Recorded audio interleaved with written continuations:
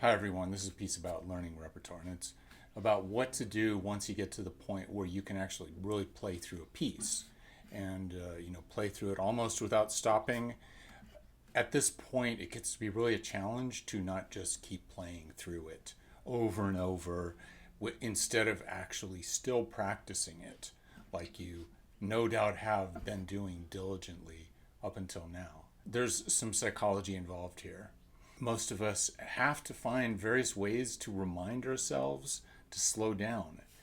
It's not something that happens naturally. We want to play. We want to play music, of course. And we need to have some kind of a strategy to keep us into the idea of fixing all those weak links that still exist. And often there are quite a few of them. So, how do you do this? How do you finish learning a piece? Now, there's a question of whether you can actually finish learning a piece, and the answer to that question is no, you never finish learning a piece, you never finish learning anything, but you can take it as far as you want to take it. And, if you want to take it to the point where you could play it on a competition stage while being judged by an audience of the best guitarists in the world, that's one thing. That's a lot more work than just getting it to the point where you're ready to wrap it up and tie it in a bow and have it ready to offer to your friends or maybe just a small audience or whoever, have them really enjoy it and be confident enough in your mastery of the piece that you can do that and that they will enjoy listening to it. With this piece, Jarabi, I've got this challenge. I'm maybe 80% there, and I can play through the piece, but I'm still messing up all over the place, sometimes getting lost, sometimes having to slow down for technical challenging passages, and there are a few, and even just places where things are confusing. If you look at this score, notice all the places where I made it red, and that really... that was kind of one of the last things that I did because I'd learned a lot of other things, but the middle voices were not clear in my mind, and I'm still working on that. So what do? This is one thing that I do, and I find it a really good way to make sure that I keep working on those weak links methodically, And here's what I do: I record myself playing the piece. And I record it without stopping for mistakes. It's just playing on, letting the mistakes be there. And this is as if I'm actually performing it. So I'm really finding out what happens when I just play it.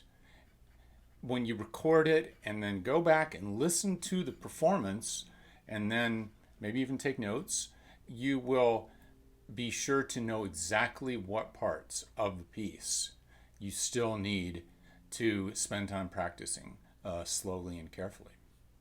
This kills three birds with one stone. One, as you get closer to that time when you're going to perform, record, or whatever, perform or record a piece, you are practicing performing it by recording yourself.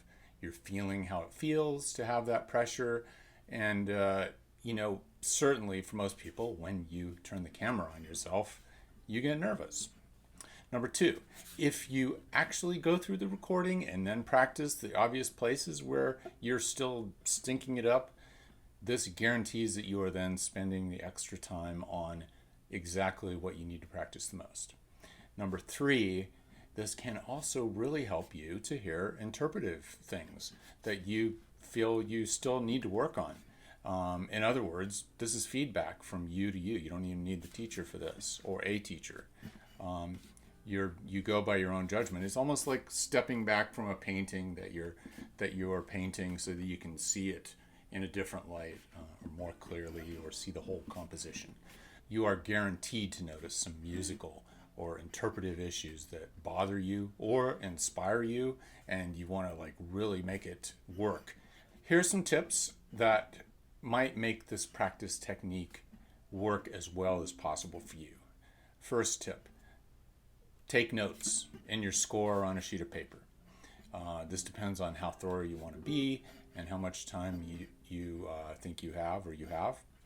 Now, you can do this without writing anything down. There's nothing wrong with that. It gives more flow to your practice. But do be sure that you practice when the video is fresh in your mind so that you really remember exactly where those sore points are. And another tip, it's really best to record yourself after a practice session. It could be a short one, but be sure that you've at least warmed up, done maybe some slow, careful work, perhaps play through it lightly at a slower tempo, maybe fix a few things.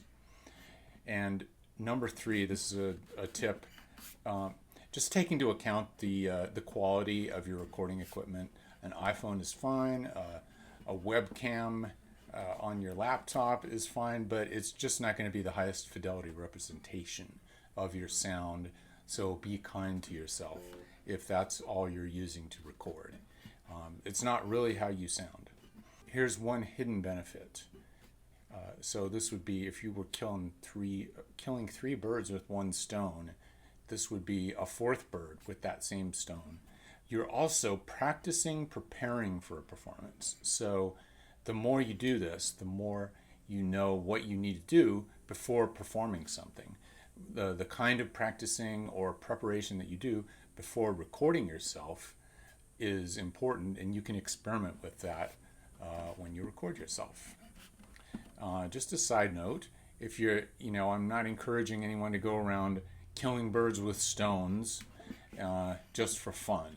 Maybe if you're on Naked and Afraid and you're starving and you need the food, if you can kill 4 birds with 1 stone, more power to you. Just be sure to thank them for their sacrifice before you cook them up and eat them.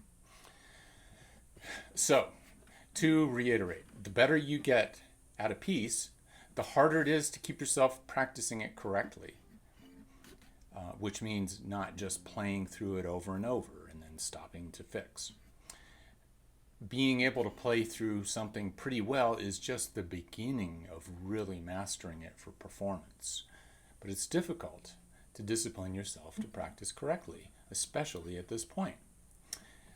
One good strategy is to record yourself playing through the piece without stopping, and then go back over the recording. Find all the weak links, pieces, the places that you very probably still need to spend much of your time working on. And then be sure to record yourself after warming up and practicing the piece slowly, and take notes from the recording to help keep track of the weak links. So here's your homework. Try it. Happy practicing.